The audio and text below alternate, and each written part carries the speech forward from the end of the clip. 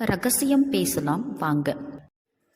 நம்ம ப்ரிவிஷன் சேனலில் ரகசியம் பேசலாம் வாங்கன்னு ஒரு நியூ கான்செப்டை இனிஷியேட் பண்ணுறோம். இதில் நம்ம சைக்காலஜிக்கல் கான்செப்டை வித் அவர் டெய்லி லைஃப் எக்ஸாம்பிள்ஸோட பார்க்க போகிறோம்.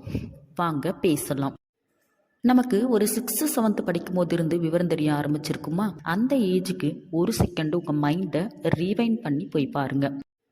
இதுக்கு முன்னாடி கொடுக்கப்பட்டிருந்த ஒரு சில ஃப்ரீடம்ஸ் கொஞ்சம் கொஞ்சமாக நம்மக்கிட்ட இருந்து பறிக்கப்படுறது ஃபீல் ஆகுதா? ஃபார் எக்ஸாம்பிள், இங்கே போகாத, அங்கே போகாத, இதை பண்ணாத, அதை பண்ணாத, இவங்க கூட பேசாத, அவங்க கூட பேசாத, இவங்க கூட இப்படி தான் பேசணும், இந்த மாதிரி. ஏன் இதையெல்லாம் சொல்கிறாங்கன்னா, இந்த ஏஜில் தான் கொஞ்சம் கொஞ்சமாக நம்ம பாடியில் சேஞ்சஸ் வரும். ப்ளஸ் நம்மளோட திங்கிங்ஸும் நம்ம பாடி சேஞ்சஸுக்கு தகுந்த மாதிரி மாறும். அந்த ஏஜில் சரி எது தப்பு எது அப்படிங்கிற கன்ஃபியூஷன்ஸு அதிகமாக இருக்கும். அந்த கன்ஃபியூஷன்ஸை கிளாரிஃபை பண்ண தான் நம்ம பேரண்ட்ஸ், டீச்சர்ஸ் அண்டு நம்மளை சுற்றி இருக்கிறவங்க எல்லாருமே கண்டிஷன்ஸ் போட ஆரம்பிக்கிறாங்க. ஸ்கூல் டேஸில் தான் க்ரஷ் அப்படின்னு ஒன்று நீங்கள் ஃபீல் பண்ணியிருப்பீங்க. அவங்க உங்கள் கிளாஸில் இருக்கலாம், இல்லை உங்கள் ஸ்கூலில் இருக்கலாம், உங்கள் வீட்டு பக்கத்தில், உங்கள் தெருவில், உங்கள் ஊரில், இல்லை நீங்கள் ஸ்கூலில் இருந்து வீட்டுக்கு போகிற அந்த இடைப்பட்ட இடத்துல கூட இருக்கலாம். அவங்கள அட்ராக்ட் பண்ண, அவங்க அட்டென்ஷனை கெட் பண்ண ட்ரை பண்ணியிருப்பீங்க. அவங்க ஒரு தடவை பார்க்க மாட்டாங்களா, ஸ்மைல் பண்ணிட மாட்டாங்களா, இல்லை பேசிட மாட்டாங்களா அப்படிங்கிறது எல்லாம் ஏக்கமாக இருந்திருக்கும். ஒரு சிலருக்கு அவங்க டீச்சரே ஒரு பெரிய க்ரஷ்ஷாக இருந்திருப்பாங்க.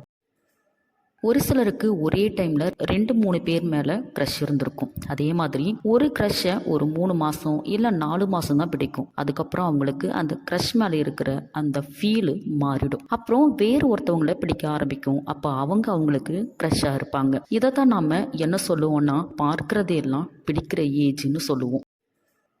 அதுக்காக நமக்கு யார் மேலேயுமே ஃபீல் வரக்கூடாதுன்னு யாரும் சொல்ல முடியாது. அது எல்லாம் அந்த ஏஜில் வர நார்மலான சேஞ்சஸ். இதையெல்லாம் அப்படியே அழகாக ரசிச்சுட்டு போயிடணும். ஒரு சிலருக்கு ப்ரீ டீனேஜில் க்ரஷ் அப்படிங்கிறவங்க லவ்வர் ஆகி லாஸ்ட்டாக மேரேஜ் பண்ணிக்கிட்டு வாழறவங்களும் இருக்காங்க. இதையெல்லாம் நம்ம மறுக்க முடியாது. ஒரு சில குழந்தைங்க சின்ன வயசில் வாங்கி கொடுக்குற பொம்மையை பெரியவங்க ஆகிற வரைக்கும் அப்படியே பொத்தி பொத்தி வச்சுக்கிட்டு இருக்கிறவங்களும் இருக்காங்க. ஒரு நாளைக்கு ஒரு பொம்மை வேணும்னு கேட்குறவங்களும் இருக்காங்க. அப்படி தான் வளர்ந்ததுக்கு அப்புறமும் அவங்க மைண்ட் இருக்கும். இது எல்லாமே பாசிட்டிவான ஒரு பக்கம்.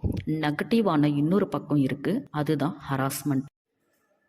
இந்த ஏஜில் தான் செக்ஸுவல் ஹராஸ்மெண்ட் அதிகமாக நடக்குதுன்னு சொல்கிறாங்க. உங்களில் யாருக்காச்சும் இந்த மாதிரி நடந்திருக்கலாம். அதை இது வரைக்கும் யார்கிட்டையுமே சொல்லாமலே இருந்திருப்பீங்க. ஆனால் இன்னைக்கு வரைக்கும் அந்த இன்சிடென்ட்ஸை உங்களால் மறக்க முடியாமல் உங்கள் மைண்டில் ஏதோ ஒரு இடத்துல ஆறாத ரணமாக இருக்கத்தான் செய்யும். இந்த மாதிரியான ஆறாத ரணம் நிறைய பேர் மனசில் இன்னமும் இருக்குது அப்படிங்கிறத மறந்துடாதீங்க.